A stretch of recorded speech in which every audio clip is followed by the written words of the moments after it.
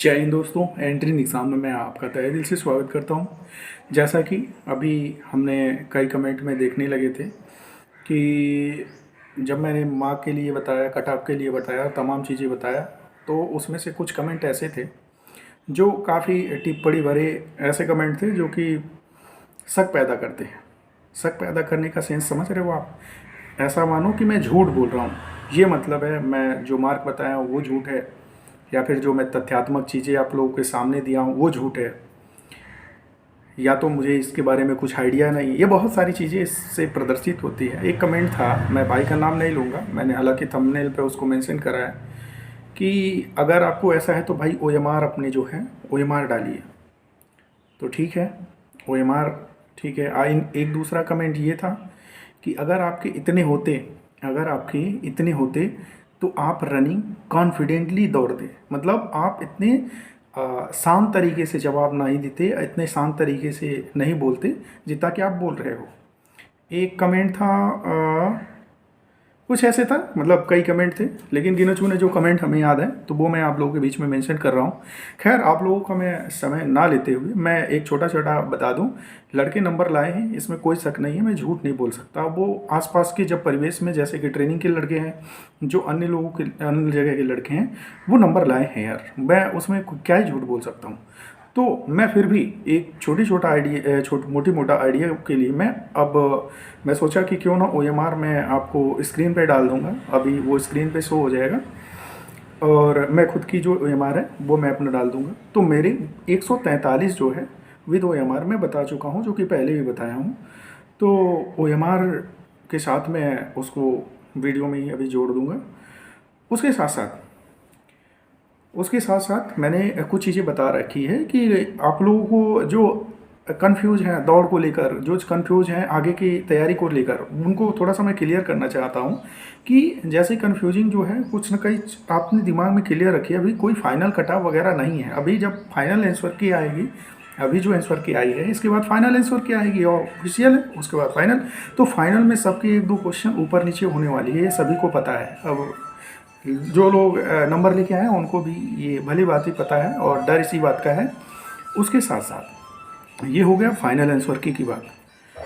उसके साथ साथ मैं बता दूं, अभी मोटी मोटा मैंने एक कटाव बता रखा है एक वीडियो में, लेकिन फिर से आप लोगों के आगे मेंशन कर देता हूं। उस चीज़ को लेकर आप लोग थोड़ा कंफ्यूज मत रहिएगा, अगर क्योंकि मैं देख रहा हूं काफ़ी लोगों में कुछ कंफ्यूजन है लेकर। तो मैं उस चीज़ को क्लियर करने के लिए मैं एक बार फिर से बोल रहा हूँ।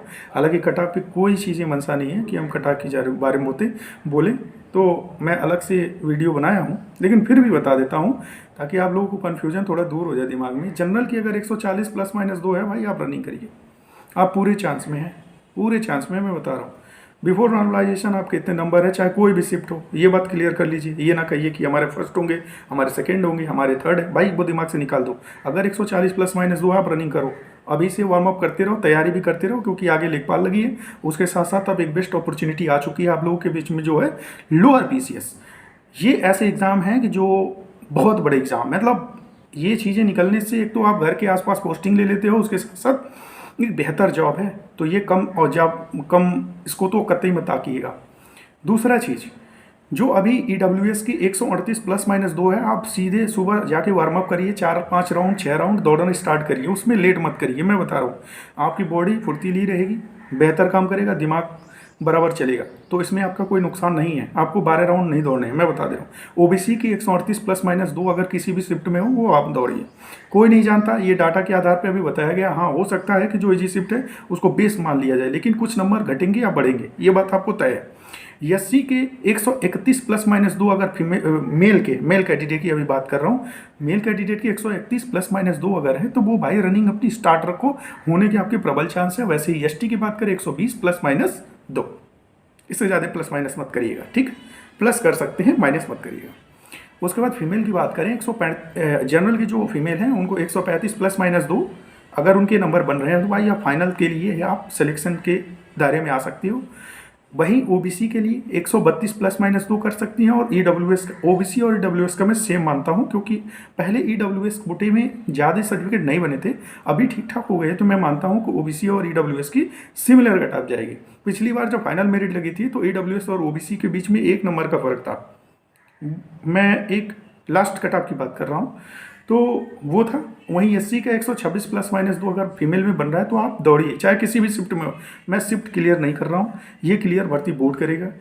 प्लस माइनस अगर आपको लग रहा है आपका ईजी है तो आपका बेस मान लिया जाएगा, लेकिन इसके आसपास से नंबर है तो आप इसके लिए मेहनत करना स्टार्ट करिए, उसके साथ साथ तैयारी करिए। मैं क्यों कह रहा हूँ साथ साथ तैयारी करने के लिए, नॉर्मलाइजेशन में अगर थोड़ा बहुत किसी शिफ्ट को ज़्यादा फायदा मिल गया, वैसे 14 फर्स्ट को अनुमान है, लेकिन उसके साथ साथ कुछ भी हो सकता है।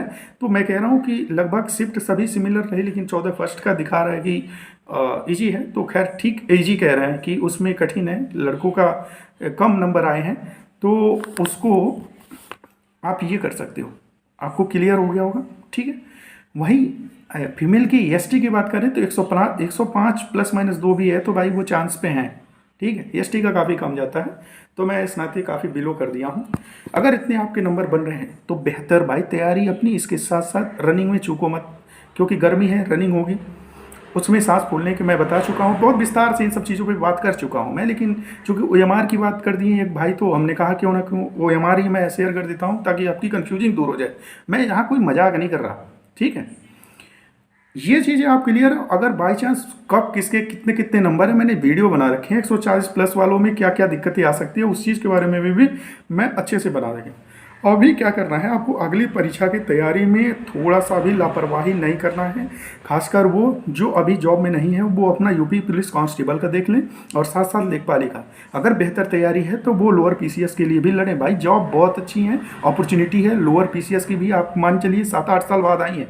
तो अगर आपकी क्राइटेरिया आ रही है, आपके पेट की कटाव 70 प्लस लगभग हैं, तो आप भाई सेफ मानो और अपनी तैयारी में तनिक भी टाइम ना व्यतीत करो, ये कटाव का खेल के चक्कर में अपने समय ना बर्बाद करो, ठीक है। बाकी अगर आप लोगों को कोई भी क्वेरी हो, समस्या हो, तो आप जेन्युइन समस्या बोलिए, मैं हर एक कमेंट का कोशिश करता हूँ कि मैं जवाब दूँ, ठीक है। आप मेरे जो वीडियो 3-4 अभी रिसेंटली बने हुए हैं उसमें आप देखते होंगे कि जब आप कमेंट सेक्शन में आएंगे तो वहाँ पर ऐसा कोई भी कमेंट नहीं होगा जिसका मैंने जवाब नहीं दिया है। कोशिश करता हूँ कि आप लोगों को बेहतर जवाब मिले। अगर हमको नहीं चीज़ें क्लियर रहेंगी तो मैं अपने से सीनियर या किसी ऐसी चीज़ है जहाँ से मुझे लगता है जरूरी चीज़ जगह, वहाँ से मैं जानकारी लेके आप लोगों के बीच में साझा कर दूंगा। तो आप निश्चिंत रहिए, कहीं ना कहीं आपको जेन्युइन चीज़ें मिलेंगी। और बाकी आप लोग तैयारी में भरना पड़िए। और रनिंग जैसे मैंने बता चुका हूँ कि रनिंग के लिए इतने इतने नंबर अगर आपके उससे ऊपर बन रहे हैं या प्लस माइनस 2, तो आप सेफ जोन हो सकते हैं, 100% सेफ जोन हो सकते हैं। तो आप निश्चित होकर तैयारी करिए, एंजॉय करिए। बाकी कोई समस्या हो तो आप कमेंट सेक्शन में जाइए, वीडियो को लाइक करिए, सब्सक्राइब करिए, जो अन्य चीज़ें हैं सपोर्ट करने के वो सारे साधन का उपयोग करिए। कोशिश करिए जेन्युइन लोगों से जुड़े रहेंगे तो चीज़ें आपको जेन्युइन चीज़ें मिलेगी, फालतू का कोई ऐसा चीज़ें बनने वाली नहीं है यहाँ पर, ठीक है। बाकी मज़े करिए, एंजॉय करिए। धन्यवाद।